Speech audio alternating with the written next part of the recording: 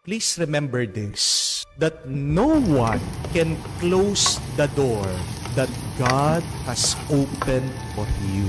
Ang ganda po. Walang sino man makakapagsara ng pintuan kung ito ay binuksan ng Diyos para sa iyo. Dahil ang para sa iyo ay para sa iyo.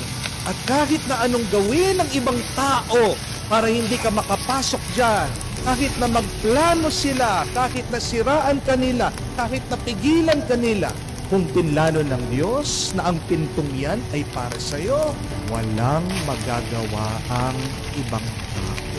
Kahit na maging hadlang ang ibang tao sa iyo, kahit na gumawa sila ng masama, huwag kang mag-alala dahil mas makapangyarihan Diyos kesa sa sino mang tao. Amen? Yan ang kwento ng unang pagbasa. Napakaganda. Balikan niyo, unawain niyo. Ano ang narinig natin? Dinampot ang mga apostol ng Panginoon. Kinulong sila, pero nagpadala ng anghel ang Diyos para buksan ang pintuan ng kulungan.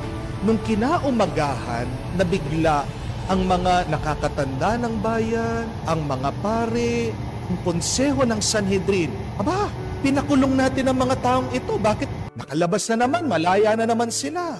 Kasi hindi plano ng Diyos na ang mga apostol ay makulong. Ang plano ng Diyos